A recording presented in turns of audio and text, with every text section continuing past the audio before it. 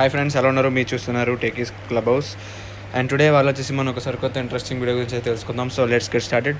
And today వాళ్ళు వచ్చేసి మనం August 1st వరల్డ్ ప్రీమియర్ అయిన మన హోండా ఎలివేట్ అయితే లాంచ్ అయిపోయింది. వాళ్ళ నుంచి మనకి రివ్యూస్ కూడా అవైలబుల్గా ఉన్నాయి, మీరు చూడొచ్చు. యూట్యూబ్లో కానీ ఎక్కడ చూసినా సరే మనకి వీడియోస్ అయితే పబ్లిష్ అయిపోయినాయి.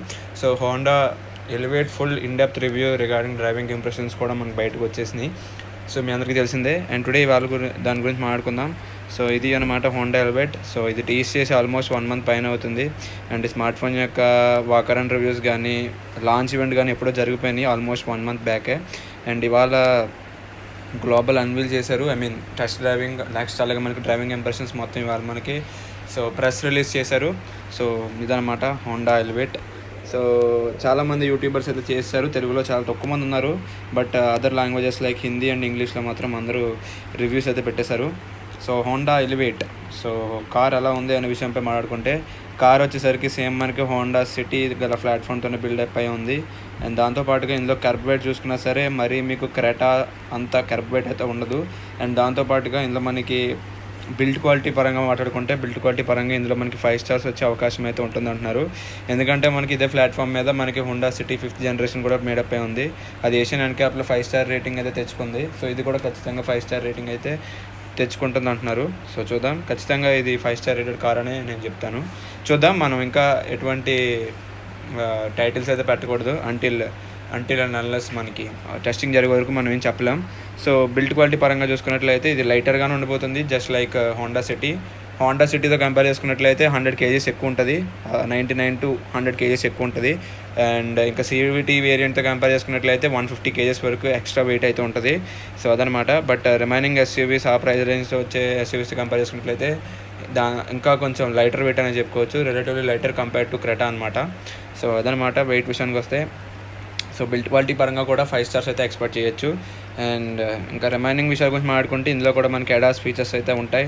లైక్ అడాస్ ఫీచర్స్ కంప్లీట్గా అయితే ఉండవు. సో కంప్లీట్గా ఎందుకు ఉందంటే, ఇందులో మనకి రెడార్స్ యూస్ చేయట్లేదు, ఓన్లీ మనకి ఫ్రంట్ కెమెరా ఏదైతే ఉందో ఈ కెమెరా యూస్ చేసుకునే మనకి రెడార్స్ అడాస్ అయితే పనిచేస్తుంది.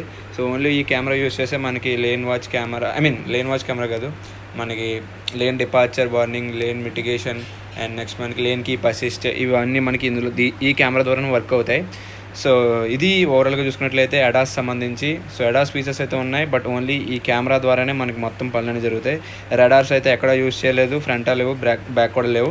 అండ్ ఇంకా కెమెరాస్ గురించి మాట్లాడుకుంటే, ఇందులో 3 cameras ఉంటాయి. ఒకటి వచ్చేసి మనకి ఇక్కడ ఫ్రంట్ టాప్ సెక్షన్లో కనబడుతుంది కదా, ఇదొక camera. And side lane watch camera ఇదొకటి ఉంటుంది, ఇక్కడ అబ్జర్వ్ చేయొచ్చు, కొంచెం బయటకు వచ్చినట్టు ఉంది కదా, ఇది లేన్ వాచ్ కెమెరా. అండ్ అలాగే మనకి back side rear view camera ఉంటుంది. మొత్తం 3 cameras అయితే ఆఫర్ చేస్తున్నారు. మనం మానిటర్ చేసుకోగలిగినవి కేవలం మనకి 2 cameras మాత్రమే మనం మానిటర్ చేసుకోవచ్చు. రివర్స్ పార్కింగ్ కెమెరా అలాగే మనకి లేన్ వాచ్ కెమెరా మనం మానిటర్ చేసుకోవచ్చు. అండ్ ఇంకా ఫ్రంట్ కెమెరా గురించి చెప్పినట్లయితే, అది కేవలం ఒక రెడార్ సెన్సార్ కింద అయితే యూజ్ అవుతుంది, just for functioning ADAS. So ADAS features work అవ్వాలంటే మనకు ఆ కెమెరా అయితే యూజ్ అవుతుంది. అండ్ ఇంకా మైలేజ్ విషయం గురించి మాట్లాడుకుంటే మాత్రం, మైలేజ్ ఈసారి కొంచెం దెబ్బ అయితే వేశారు. సో ARA ఫిగర్స్ చూసుకుంటేనే ఈసారి చాలా తక్కువగా అయితే ఉన్నాయి. సో మైలేజ్ విషయంలో కొంచెం దెబ్బ అయితే వేశారు. అండ్ ఇంకా కెపాసిటీ మీ అందరికీ తెలిసిందే. ఇంజన్ గురించి మాట్లాడుకుందాం. సో ఇంజన్ గురించి మాట్లాడుకుంటే, ఇందులో మనకి 1.5 cc గల IVTEC ఇంజన్ అయితే లభిస్తుంది. ఇది వచ్చేసి మనకి 121 PS ఆఫ్ పవర్, అలాగే మనకి 145 Nm ఆఫ్ టార్క్ అయితే ప్రొడ్యూస్ చేస్తుంది. అండ్ ఈ ఇంజన్ వచ్చేసి కేవలం ఒకే ఒక ఇంజన్ ఆప్షన్స్తో అవైలబుల్గా ఉంది. కేవలం ఈ IVTEC ఇంజన్ మాత్రమే అవైలబుల్గా ఉంది. హైబ్రిడ్ అయితే తీసుకురావట్లేదు, అలాగే టర్బో IVTEC కూడా తీసుకురావట్లేదు. ఇప్పుడు వచ్చి టర్బో ఇంజన్స్ అయితే తీసుకురాలేదు. అండ్ మనకి హైబ్రిడ్ చూడడానికి అయితే అవ్వట్లేదు, ఎందుకంటే ప్రైస్ అనేది ఇంక్రీజ్ అయిపోద్ది. ఎందుకంటే హైబ్రిడ్ ఏదైతే మొత్తం ఆర్కిటెక్చర్ ఉంటుందో దాన్ని వీళ్ళు ఇంపోర్ట్ చేసుకోవాలి. సో దానికి చాలా ఖర్చు అవుతుందని చెప్తున్నారు. సో మీరు హోండా సిటీ HEV తీసుకుంటే అది ఆన్ రోడ్ మీకు 24-25 lakhs దాకా వెళ్ళిపోతుంది. Approximately very close to 25 lakhs దాకా వెళ్తుంది కదా. సో దాని దృష్టిలో పెట్టుకుని వీళ్ళు ఈసారి అయితే హైబ్రిడ్ వర్షన్ అయితే తీసుకురావట్లేదు. నాకు తెలిసి తీసుకురావాల్సింది, ఎందుకంటే ఈ SUV క్యాపబిలిటీ ఉంది. సో వీళ్ళు 3 yearsలో 2025లో డైరెక్ట్ వీళ్ళు ఎలక్ట్రిక్ వర్షన్ అయితే దింపుతారంటున్నారు. హోండా ఎలివేట్ మనకి డైరెక్ట్ ఎలక్ట్రిక్ వెహికల్ అయితే లాంచ్ చేస్తామని చెప్తున్నారు. ప్రజెంట్ అయితే మనకి ఓన్లీ ఒక ఇంజన్తోనే వస్తుంది, అది కూడా మనకి naturally aspirated engine, IVTEC engine. So only పెట్రోల్లోనే అవైలబుల్గా ఉంటుంది, హైబ్రిడ్ ఉండదు. At the same time diesel కూడా లేదు. డీజిల్ ఎప్పుడో డిస్కంటిన్యూ చేస్తారు, సిటీలోనే డిస్కంటిన్యూ అయిపోయింది.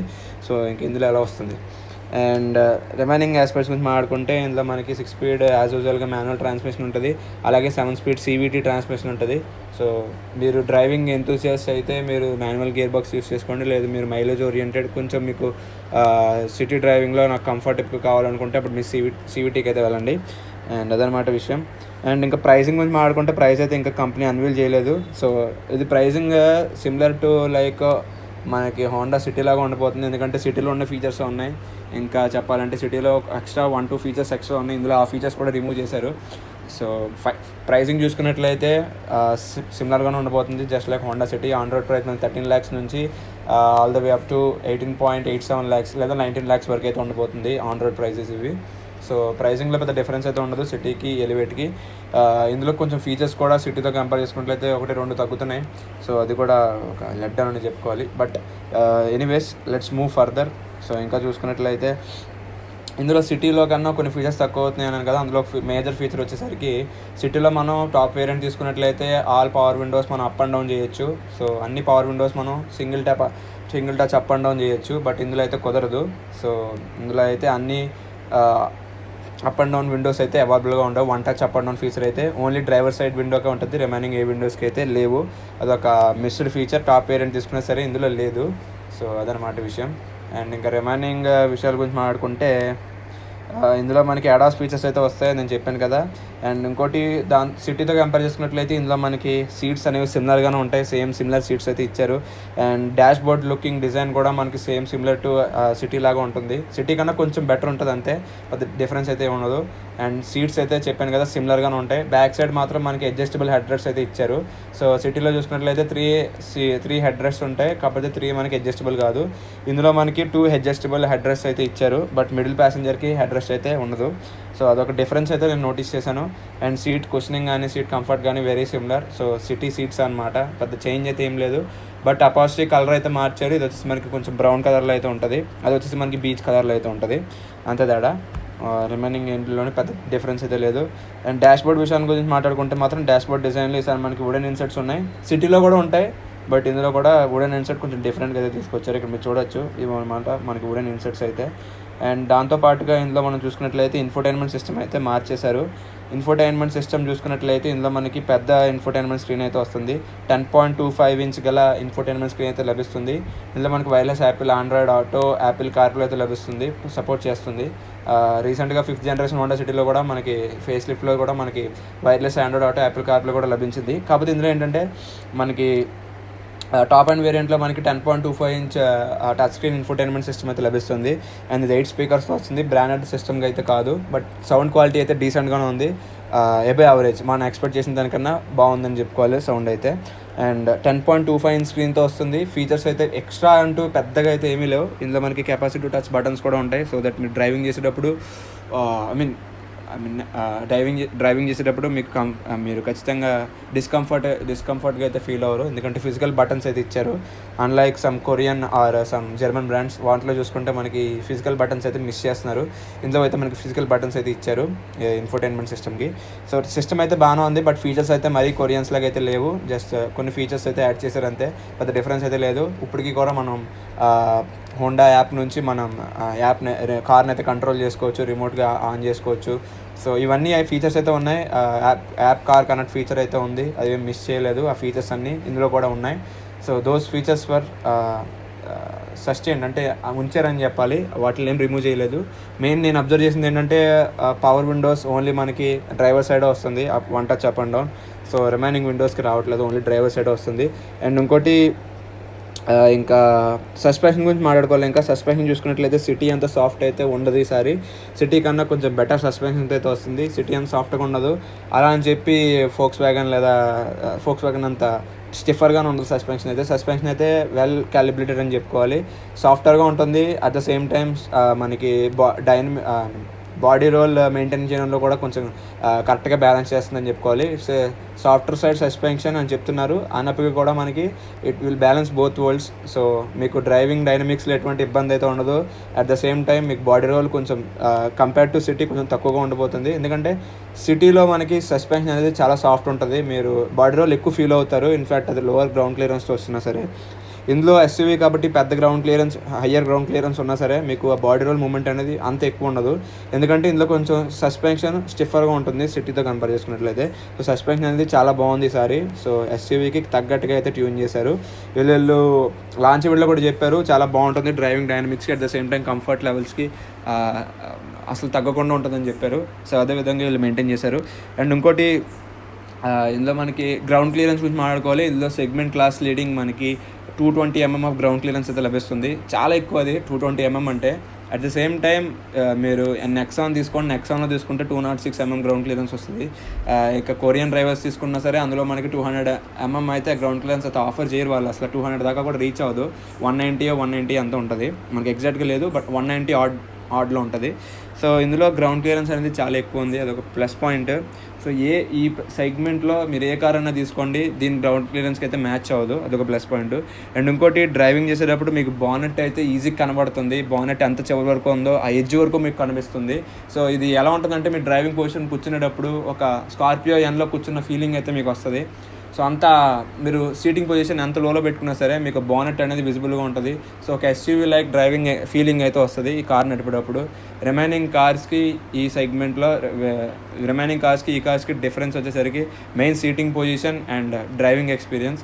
ఇందులో మీరు కూర్చునేటప్పుడు అర్థమైపోతుంది మీరు చాలా హైయర్ పొజిషన్లో కూర్చుంటున్నారని. అట్ ద సేమ్ టైం మీకు బానెట్ కూడా ఒక రియల్ ఎస్యూవీ లాగా అయితే కనిపిస్తుంది. చాలామంది రివ్యూస్ దీన్ని అప్రిషియేట్ చేశారు. సో ఇదన్నమాట దీని యొక్క మంచి ఫీచర్. అండ్ ఇదిగా ఓవరాల్గా చూసుకున్నట్లయితే రిమైనింగ్ ఆస్పెక్ట్స్ అనేది సిమిలర్గా ఉండిపోతున్నాయి. దీంట్లో వెంటిలేటెడ్ సీట్స్ అయితే లేవు, పానరామిక్ సన్ రూఫ్ అయితే ఉండదు. సన్ రూఫ్ అయితే ఉంటుంది టాప్ వేరియంట్లో, కాకపోతే మీకు పానరామిక్ అయితే ఉండదు, జస్ట్ స్మాల్ సన్ రూఫ్ అయితే ప్రొవైడ్ చేస్తున్నారు.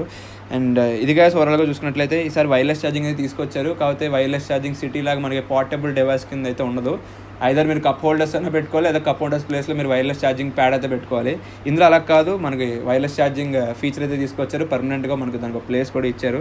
సో వైర్లెస్ ఛార్జింగ్ గురించి మీరు ఎటువంటి టోక్ అయితే పెట్టుకోకర్లేదు. సో ఒక సార్టెడ్ ప్లేస్ అయితే ఇచ్చారు వైర్లెస్ ఛార్జింగ్కి. అండ్ ఇదిగా ఓవరాల్గా సిటీ గురించి హోండా ఎలివేట్ గురించి మాట్లాడుకుంటే, సో ఈసారి టైర్ సైజ్ కూడా ఇంక్రీజ్ చేశారు. వీల్ సైజ్ చూసుకున్నట్లయితే టాప్ అండ్ వేరియంట్లో 215/55 R17 ఇంచ్ అలా వీల్స్ అయితే వస్తున్నాయి.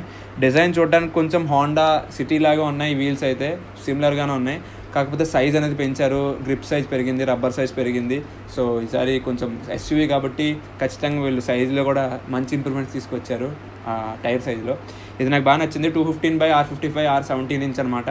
సో మంచి టైర్ సైజ్ అయితే తీసుకొచ్చారు. అండ్ మళ్ళీ వచ్చేవాళ్ళు కలుద్దాం. ప్రైసింగ్ నేను చెప్పినట్లు 13 lakhs to 19 lakhs అప్రాక్సిమేట్గా ఉండిపోతుంది, జస్ట్ సిటీ లాగే. ఎందుకంటే సిటీ ఏదైతే ప్లాట్ఫామ్ మీద బిల్డ్ అయిందో ఈ కార్ కూడా అదే ప్లాట్ఫామ్ మీద బిల్డ్ అయి ఉంటుంది.